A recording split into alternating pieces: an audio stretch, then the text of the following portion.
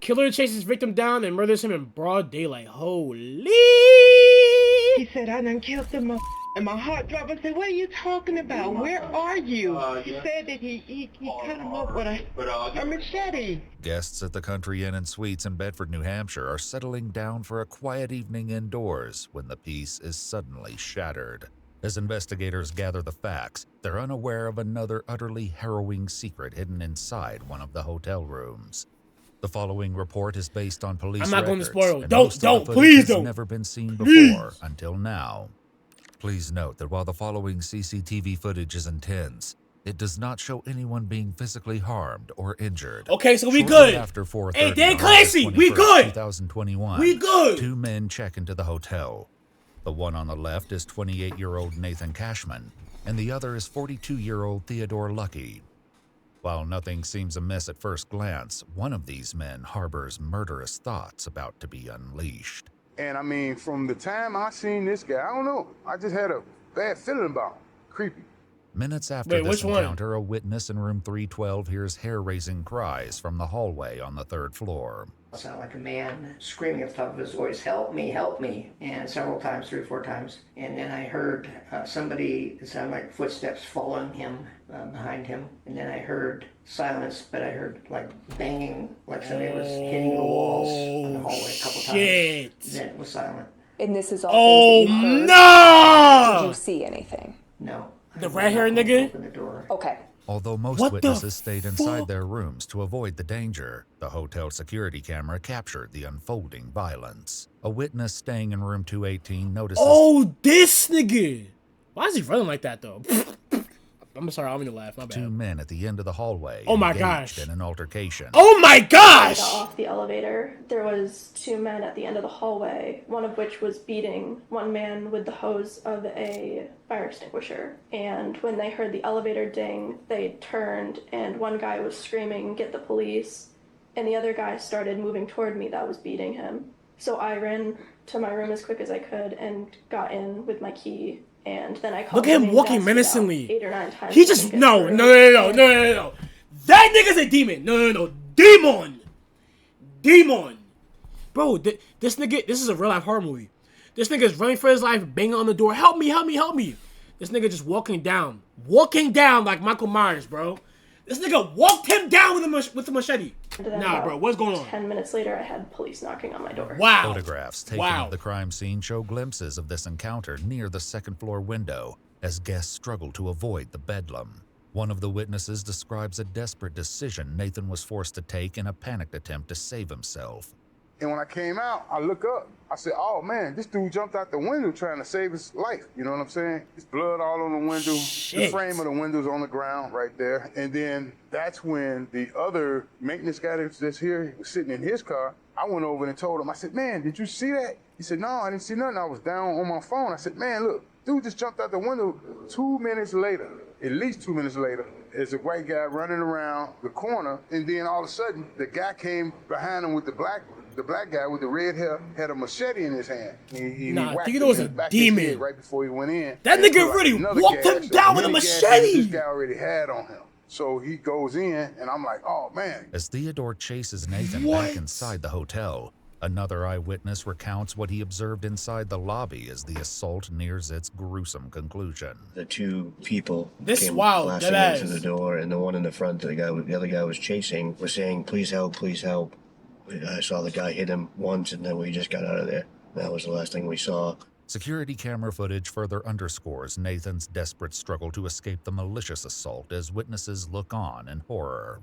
As Theodore continues his relentless attack against Nathan, the front desk clerk inexplicably puts himself in grave danger while he's on the phone with a 911 operator. While it may seem that this situation is coming to an end, Theodore is just getting started, and another horrifying discovery He's not remains to be done? uncovered behind the closed doors of this hotel. This horrifying attack in the lobby lasted almost 4 minutes, but it'll take investigators much longer to uncover the reasons behind such a cruel... Wait, did he just let him just go behind the fucking counter like that? I mean, I would too. I ain't gonna front, nigga. Hey, you got a machete? You on a wild, for me, killing spree right now? You got it, gang. assault. 12 minutes later, the medical team arrives to check on Nathan. Paramedics note a deep laceration across Nathan's neck, suggesting that his Damn. throat had been slit. Oh my and declare gosh. his death. Oh. Unsurprisingly, a medical examiner will later note in the autopsy report that Nathan died from multiple chop wounds of the head, neck, and body. As Theodore flees the crime scene, officers are unaware that they're about to receive a lead from an unlikely location. What did he over do to make him that mad, 250 though? miles away. What's going on? What the fuck did he do to make him that mad? Okay. Theodore looks like that one chipmunk from the Disney looking ass. Yeah. He just killed somebody in New Hampshire. Okay, he just got out of prison, apparently, and it's been back and forth down here. She come home, she's all upset. I'm watching the game. So this nigga just got out of prison and he decides to go on a killing spree. Oh yeah, you can't make this shit up, y'all. You can't make this shit up. She tells me Junior just killed someone. Where the hell was Junior at? He's in New Hampshire. I talked to him on the phone. Sure it was him? I'm positive it was him, okay? And he's telling me, Dad, I understand, you know, and I'm talking to him, telling him what not to do. Hey, I understand what's going on. He'll get killed tonight. Straight out of Gulag. But they're looking for him. More officers from the Asbury Park Police Department in This New nigga's Jersey arrive insane. on the scene, and Theodore's mother, Vivian Brown, relays vital information. I got a phone call from my son. He was hysterical. He was cussing, and my son don't cuss around me. He's like, Mom, you was f***ing right. You was f***ing right. I'm like, Junior, what? He said, I done killed the mother. And my heart dropped. I said, what are you talking about? Where are you? Holy He shit. said that he cut him up with a machete at some hotel or somewhere. And I was Bro, like, where? why did he where do are that? You? Where are you? He said, I'm in New Hampshire. I don't know where I'm at. I said, well, whose car are you driving? I don't know. Mom, I'm lost. I don't know. I'm just going to tell you. I'll just tell you that I love you. I'm saying goodbye to you. I'm going away for the rest of my life. I don't give a damn. He's dead. I'm covered in blood. What the I don't know. Yo. I don't know. Damn, I feel As bad New for the Jersey mom. officers dispatch this information to the New Hampshire State Police, Vivian shares more about Theodore. He just got out of Gotta do my prison. homework, be right back. Okay, bad, Brittany. Has he ever acted out like this before? That's why he was in prison the last time. According to online reports, Theodore was convicted of sexually assaulting a 13-year-old minor in 2004. Bombaclat! Oh my goodness. And in 2012, he pled guilty to 2 counts of kidnapping. and What? served a portion of his sentence in the Northern New Hampshire Correctional Facility, where he met Nathan. And y'all let this nigga out? You know anyone by a Nate or Y'all anything? tripping. Got out of prison too. Y'all tripping. Evidently, they were lovers in prison. Shocked by They what were their lovers? son has just admitted to doing, Vivian has reached her emotional limit Holy with Theodore. shit. I understand. I'm not. Honey, as long as he's alive, I will look after him. Okay? When he took that boy's life, he should have took his right along with it. That's the way Oh, I feel about damn! it. You don't go around here killing nobody. I don't care what they do to you. You Damn! don't take nobody's life. I understand that, You don't honey. do that. I just don't want him to die for being stupid. Okay, He moms. took someone's life. I don't want to hear that. He should have took his life right along with it. If he I wanted to take understand somebody's that, life, he honey. should have That's took OD. it. Theodore's parents Nah, she gotta chill. Do you agree with that? Like, do you feel like that he should have just took his life too? Like, if you were the parent, would you feel the same way? The officers don't know yet that this is only a part of the crime he committed that day. Soon, a call comes in that changes the entire dynamic What of else the did he do? situation inside the apartment. Hello? He turned himself in. He's getting ready to walk in. Junior? Yes, Mom. Why, baby? Why? I love you, Mom. Where, I love you too. Where you at? What police station you at? I wasn't what police station is this? Bedford. Yeah. I took somebody's life, Mom. I did it.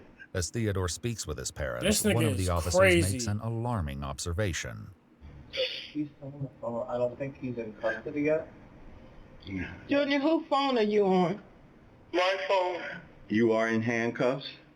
No, I'm at the police station. A fireman just walked out. Thankfully, Theodore is taken into custody without further incident. Okay, good. As detectives escort him into an interrogation room and read him his Miranda rights, they will soon confront him about yet another bone-chilling discovery made at the hotel. This nigga got red hair. Yeah, I'm not even going front. You should never let a nigga with red hair get out of jail, especially if he was doing shit with 13-year-olds.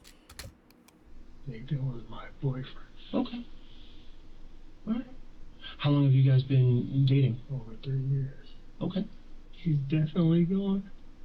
You But why tell did me he that. off him? You get that information from me, and I'll tell you anything you want to know. I'm telling you the information that I have is that he is deceased. What happened tonight? 13, someone kill him. Ray, what's good, twin? Nah, yeah, this nigga's crazy. Nigga S8, the 13-year-old, kidnaps, and now he just murdered somebody for no reason. That kind of caused this. I was hurt. Yeah. What's good? How you feel? I'm good, twin, man. What the fuck? Nah, dead ass, bro. This nigga's wild, Theodore bro. claims that he drove from But I'm New good, Jersey gang. that morning to see Nathan and arrived at the hotel around noon. We'd like to know what the interaction was in the hotel room. Yeah, we started arguing about him yelling at me. It'd be funny because how niggas like this be set free not once but twice, not dead ass. Dead ass. While Theodore shares about the incident, officials also know there's more to his story as they explore the timeline of events.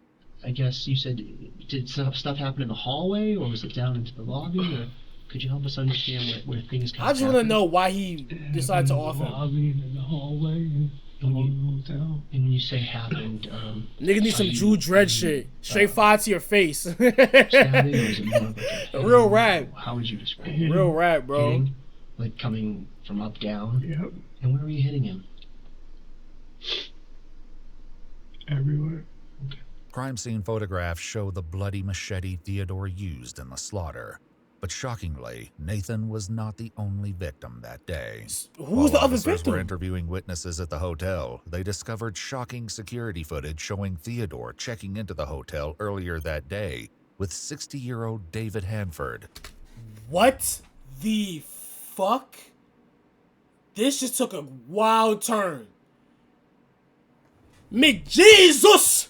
Yo, this is crazy. But David didn't know that he was walking into a nightmare. Chad, this is what would really help what us is there another person? Who's this other person? Later reports state that David is Well, Theodore's what it said, I ain't here. into the hotel earlier that day with 60-year-old David Hanford. But David didn't know that he was walking into a nightmare. What would really help us is there another person? Who's this other person? Later reports state that David is Theodore's ex-boyfriend and has known him for decades. Theodore later claimed that David believed they were at the hotel for a romantic weekend and knew nothing about his plans for Nathan. Who's the other gentleman that you were asking about? Is he Dave? Boyfriend? Yeah. Okay. He's Where a was he? June boy. In the room. So June Dave was also in boy. the room. In another room. Oh, okay. Did he come up with you from New Jersey? Okay. As officers started clearing the crime scene, they received information that there may be a second victim. So he a June boy. As they cleared the Facts. hotel's third floor, they knocked and received no So he off 2 niggas. Yo, are y'all hearing this? Are y'all hearing this? I don't think y'all hearing this. 2. Not 1, but 2. In the same hotel. What the fuck? response from one of the rooms. Upon opening the door, officers found David completely incapacitated. Probably be with one take and M. So you're in the hotel with Dave. Did y'all just hear that though? The other nigga, he was incapacitated, bro. What, yo? Yeah, this is yo. Why would niggas do this? 2nd degree murder for sure. How is he, he's bound to the bed or tied to the bed? Yeah. Okay. He And decapitated did he do him, that, bro. sort of voluntarily, or was that something that you decided to do?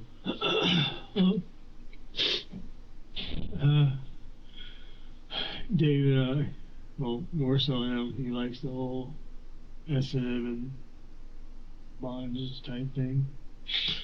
They found David covered in a hotel blanket with a belt wrapped around his neck and clear tape covering his nose and mouth. It appeared he'd been dead for some time. What the fuck? While it's still unknown what prompted Theodore to commit this horrifying act, the eventual answer is something none of the detectives. Look at how he tied the wire, bro. This nigga is... He does this shit. He really does this shit. He must have went to jail, right? And really asked niggas, how to like commit these kind of crimes, bro. Because there's no way you just know how to do this off the fly, bro. Anticipated. Like you really does this shit, bro. I was hoping for the best, but preparing for the worst. I told Dave I didn't want to hurt him. I wish that I could leave you in the room, like tied to the bed. And now what? Yo, bro. But this shit is crazy. Because I told you everything. You like, yeah, you're telling me. But I said, well, things go south. I knew what I was going to do. You didn't want him to get out. No. You mentioned you didn't want him to say what you had said about Nathan. Yep. Theodore claims that he kept David inside the room and eventually suffocated him to death because David knew about his plans. My thing is, what was he even trying to accomplish, bro? Because he was gonna get caught regardless, bro. Like, what the fuck? You're trying to off somebody in a hotel, nigga. Are you dumb or are you fucking? I might want to say the word. Never mind. He feared that David might have escaped and warned Nathan about the impending attack.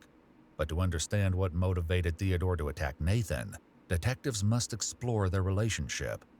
2 weeks prior to the events at the hotel, Theodore and his friends drove up to visit Nathan and noticed something odd about him. But then I came outside and I was talking to him and I noticed that there was a hickey on his neck. A week later, when Nathan calls off their relationship, things spiral out of control. And he said that he was breaking up. I said, why? That's when he told me he had slept with some girl. Less than 2 weeks ago, you were telling me. That's why you offed him. You wanted that. That's why. So this nigga's like, if I can't have you, nobody can. Yeah, you're a demon. Yeah, he's a demon. Damn, yeah, Justin, he's a demon, gang. Demon! Of course, I wanted to see him. Was that the plan today, just to meet up and to talk, or was... Yeah. We laid in the bed together. He told me that it felt weird, because in his head, he'd say he felt like he was cheating on his ex-girlfriend. Minutes after this statement, the attack begins. Damn, bro. Imagine finding out that your boyfriend is a June boy, and then he got, like, niggas offed him. What do you even, like, what's your thought process within that thing? Are you worried about him that because he's not here no more? Or are you worried about that he cheated on you with another man? Damn, bro. That's a double whammy! To feel the pain that I felt. Theodore's rage and feelings of betrayal led to the murders of Nathan and David. On November 7th, 2022, Theodore pled guilty to 2 counts of murder in the first degree. He received 2 life sentences without the possibility of parole. Damn. He's currently incarcerated at the New Hampshire State Prison.